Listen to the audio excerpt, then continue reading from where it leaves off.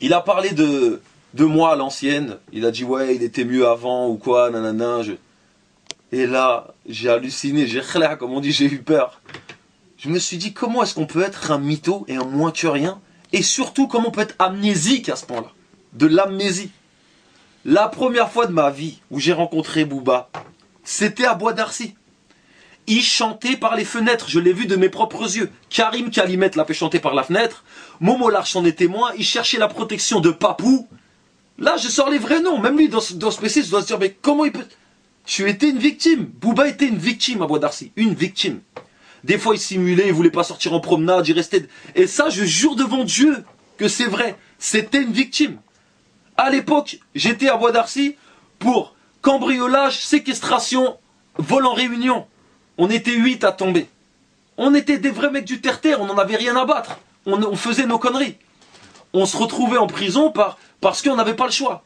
Booba fait exprès de se retrouver en prison parce que tu peux pas faire un taxi basket. Tu peux pas. Et te retrouver en prison à Bois d'Arcy pour un an ou je sais pas quoi. Hassol, j'ai flairé un peu le truc. En vrai, depuis longtemps j'ai flairé. Mais j'aimais bien Booba parce qu'il rappait bien. C'était Booba de lunatique, c'était à la kiss. Mais il m'a vraiment déçu. Parce que quand on est rentré à Bois d'Arcy en 98, on est tous ressortis en hommes. On est rentré comme des bonhommes, on est ressortis comme des bonhommes. Mais l'image que Booba a laissée à Bois d'Arcy, c'est à vous de juger. Mais en tout cas, j'ai vu, il rappait par les fenêtres. Il rappait par les fenêtres. Tu me mentionnes dans tes vidéos officielles. Je me dis vraiment que t'es un bouffon. Pour finir, mec, il ne sera jamais le boss, Booba. Jamais. Quand j'ai rencontré Booba, pour moi, c'était un grand. 10 ans plus tard, je veux pas dire, mais j'ai l'impression que c'est comme mon petit. Il me suit sur Twitter, il me suit dans mes Fouini Stories, il me suit dans mes aventures. J'ai l'impression que c'est un petit. Et il n'a pas du tout un comportement de boss. Produis des artistes, monte un label, fais tes preuves sur le terrain surtout. Et surtout, mûris. Mûris parce que le mec a 35 ans quand même. 35 ans. Et ce que je tenais à dire aussi, c'est que moi, j'ai aucune haine envers Booba. Aucune jalousie. Moi et Booba, on habite dans le même immeuble à Miami. On se voit tout le temps. Et puis on se calcule pas. On se serre la main, bonjour, au revoir. Et moi, ce que je vous dis, ça vient du cœur.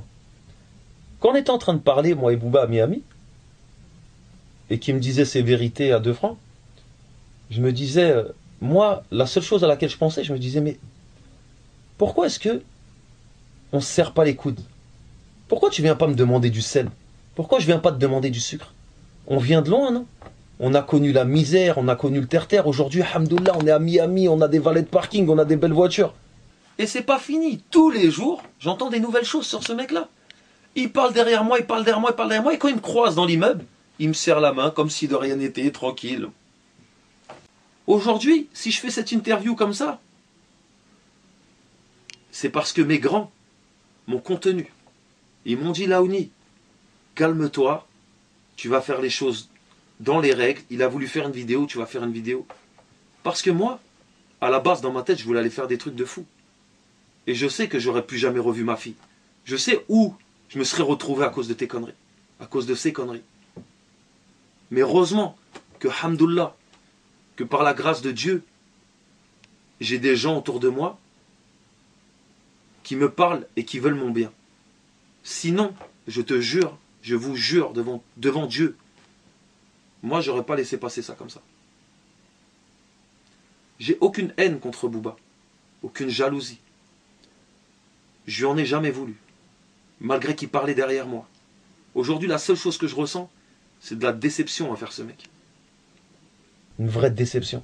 Faut pas oublier une chose, c'est qu'à l'époque, sur le clip Reste en chien, quand t'allais te faire froisser, c'est mes gars qui ont bougé pour toi. Toumani, Pet Show, on a bougé pour toi. On s'est froissé pour toi.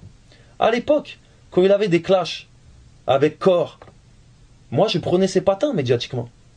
Je prenais ses patins. Booba, c'est quelqu'un que j'ai toujours apprécié. Malgré toutes ces histoires, toutes ces bouffonneries, c'est quelqu'un, j'ai pris ses patins. Quand j'ai pris ces patins médiatiquement, les grands de mon quartier, et les grands des grands de mon quartier m'ont dit, Laouni, arrête de prendre les patins, ce mec-là. Et je leur ai dit, non, les gars, c'est un bon, il n'y a pas de problème. Ils m'ont dit, arrête. Et c'est seulement aujourd'hui que je me rends compte, écoute toujours les conseils de tes grands. J'aurais dû écouter les conseils de mes grands. Ce mec-là n'en valait pas la peine.